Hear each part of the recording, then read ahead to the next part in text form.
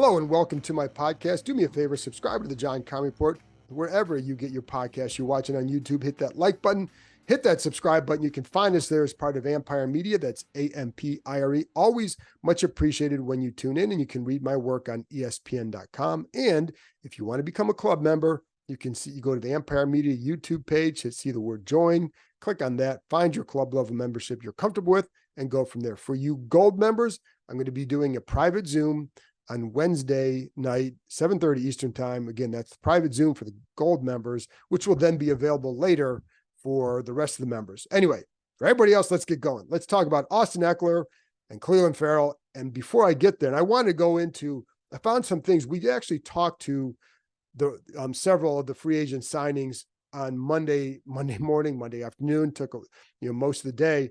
But I found some things very interesting, what they talked about. And I wanted to relate some of that to you, but also for Ekeler in particular. And there's two things with Ekeler, just some of the stuff that he went through that I think that makes him an interesting guy here. And then Ferrell, why he's important here. So, but let's start with Michael Davis, another corner they signed that we found out about Monday morning. And it gives them another guy. He gives them a corner with starting experience. They needed that. And, it's 6'2", about almost 200 pounds. He has good size to play in this system. I think that's also necessary. There's also the familiarity factor. Tom Donatel was his coach out in San Diego, out with the Chargers in Los Angeles the last 4 years. So certainly knows him very well. Davis struggled a little, had a good 2022, did not play as well in 23. So, but that's part of the reason why the Chargers, I think, let him walk. But the other part is they certainly had some money or some cap issues. So that was another factor. But Washington's getting a guy with experience. He came off the bench a couple times last year. So I think he was benched. And so, again, a guy with starting experience. To me, I would not stop searching for a cornerback. They don't have that one guy that you can count and say, this is the guy. Now, I think Benjamin St-Juste can play much better than what he did last year. I think this is where coaching is really going to make a difference.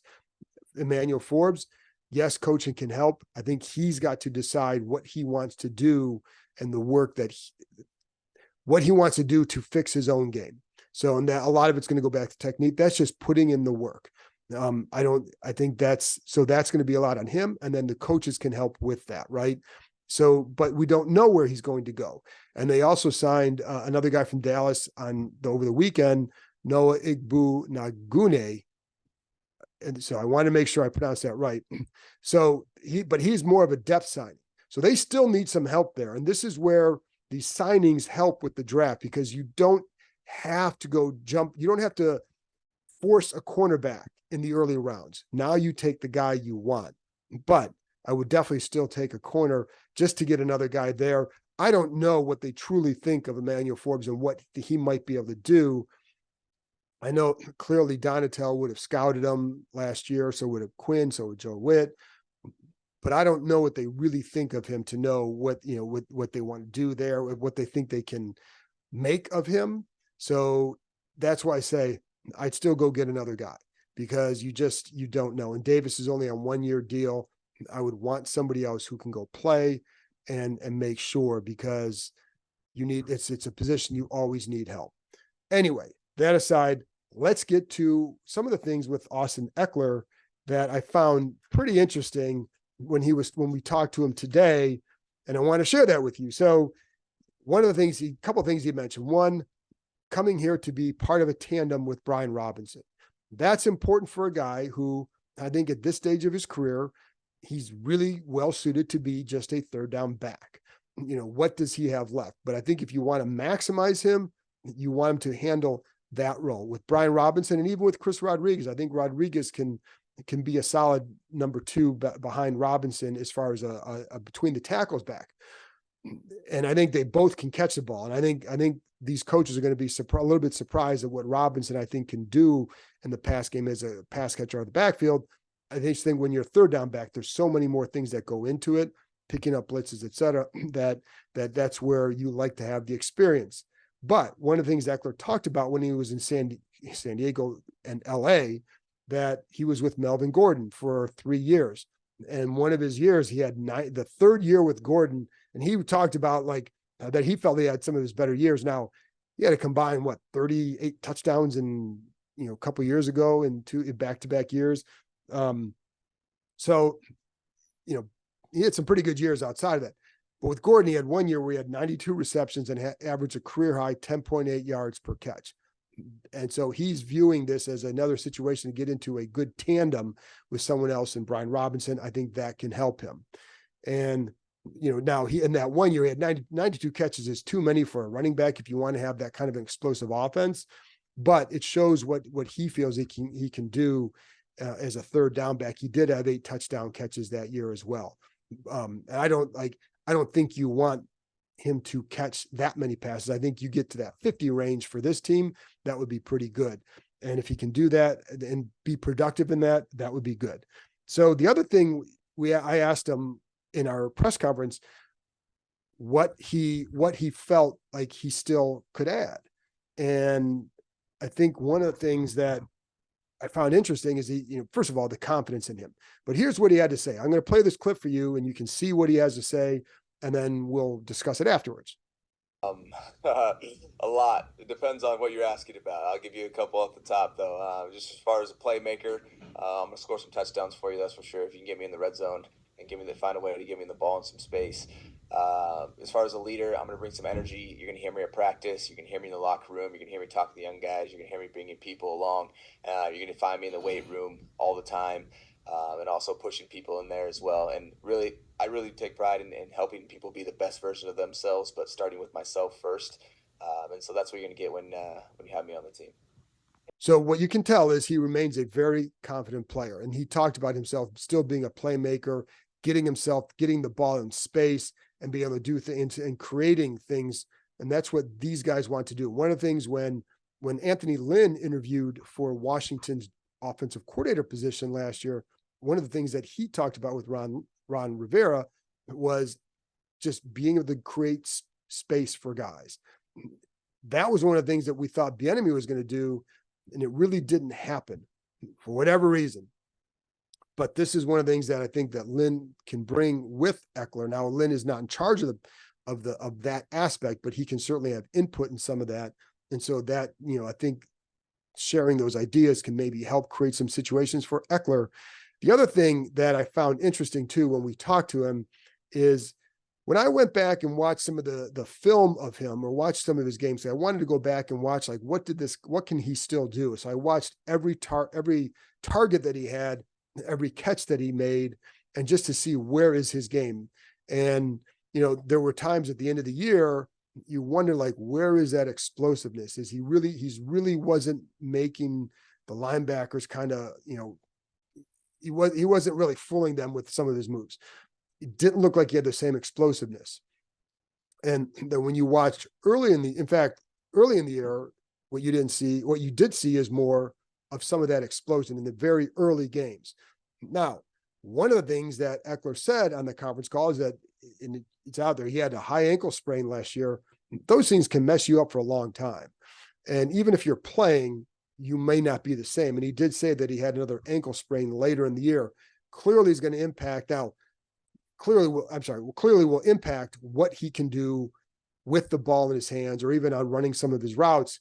So I'll be curious to see was it indeed that, or was it just a function of where he's at in his career, or was it the ankle sprain? Because if it is, then they got a guy that can still help him in that particular role. So that's, but again, you saw it early in the year. You saw some of that. There was I think it was a 28-yard catch and run against Dallas. Yeah, it was against Dallas, where you saw more good cutting, and there was a little bit, it was in the open field, but also some traffic around there where you had to cut a little bit, set a guy up, cut back inside, and he did that.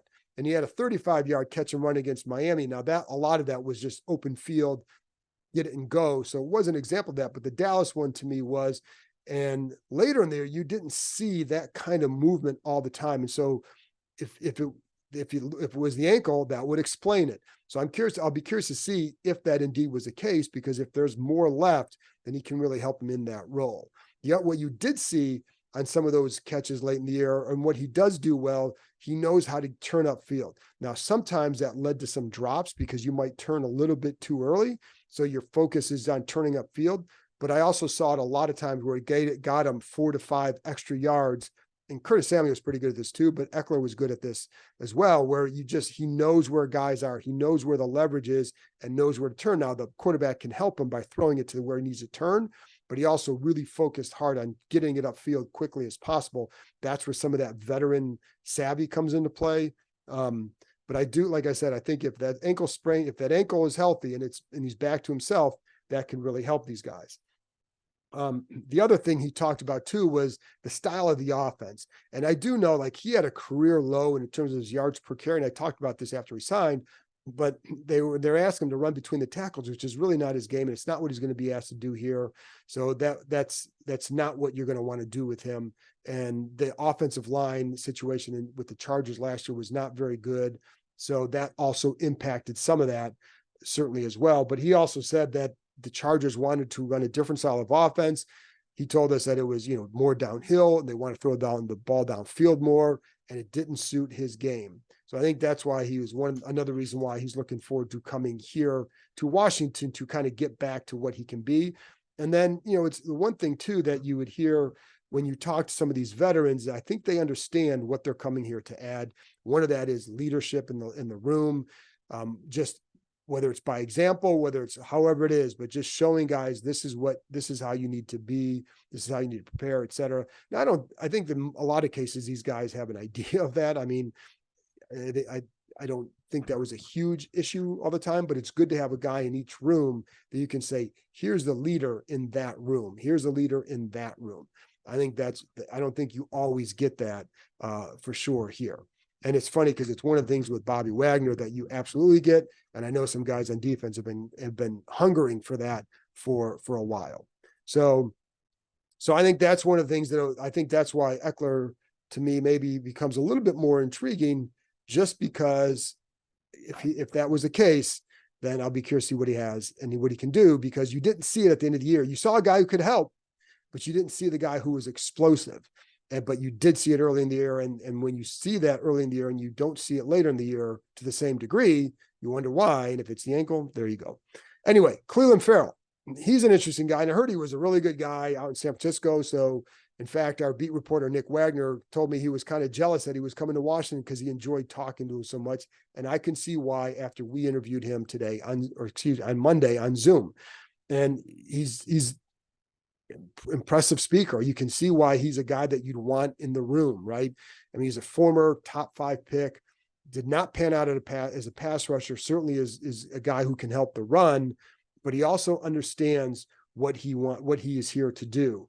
And he gave a couple of reasons as to why he signed here. One was Daryl Tapp, new defensive line coach. Obviously, he's worked with him. And then also Adam Peters, who knew him from obviously helped acquire him out in San Francisco. So one of the things that I found, I think that you would like, is that Sam Fortier from the Washington Post asked him, did they tell you what the expectations are for you here? What do you know? He said, I'm sorry, you take that back. He asked what he expected his role to be.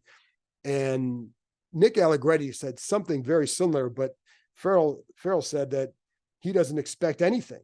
In fact, I'm going to read you some of what he said. If I can find it up here. And okay, he said, I don't expect anything. I think for me, the biggest thing, I'm going to earn everything I get. The biggest thing is I just want to be someone who sets the tone and sets a standard for the mentality of the team. He also said, I'm from this area. It's a very tough area where we, from this whole DMV, whether you're in DC, Maryland, or the northern part of Virginia, people here have been waiting a long time for somebody to come in and do it right. And I think me being homegrown, I had that same hunger. So there you go. And so he brings that.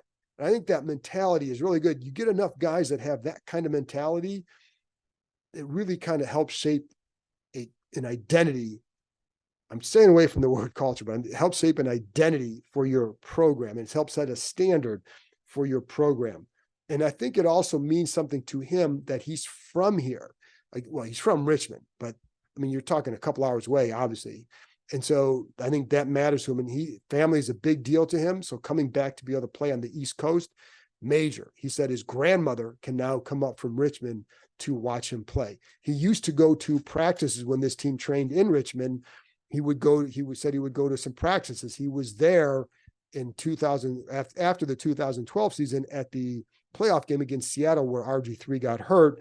And he just said that the atmosphere really inspired him. And that he said, when this place when it's going right, these fans will get behind you. So he understands the mentality of this area. And he's only on a 1-year deal, but he did say he wanted to come somewhere where he could be part of something that's building. And he got the right place because they've got to build. But that's part of the reason why he wanted to come here. And the Richmond aspect, because somebody asked him on the Zoom call, well, would you have done this before this year if you had the chance? And he said, yeah, he probably would have, because it means that much to him to be back in this area. So it's always good. You always want to get guys like that on your roster where it means something a little bit more to them. And, I think that's a good thing too. And then we talked to Jamison Crowder as well, coming back. I've always enjoyed him. I think he did prove last year that he can still be an effective returner, average around 8.8 yards per punt return, but also a guy who can help if needed in the slot. But one of the things that he said that has been echoed by a lot of the players that have come through here is some of the returners, like Efe Obada said it too, but he talked about how the excitement maybe that's in the building because of the freshness and the energy that's being provided by the changes this year. And every time and some of the new guys coming in too have talked about maybe the vibe in the building when they're there. Now, the players aren't all there. This is just coaches.